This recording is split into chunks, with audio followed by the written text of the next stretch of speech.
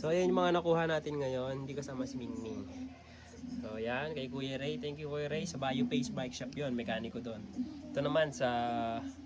Ano ba yan? Good Vibes Bike Shop. San Vicente. Ito, Santa Rosa to. Ito, Santa Rosa din.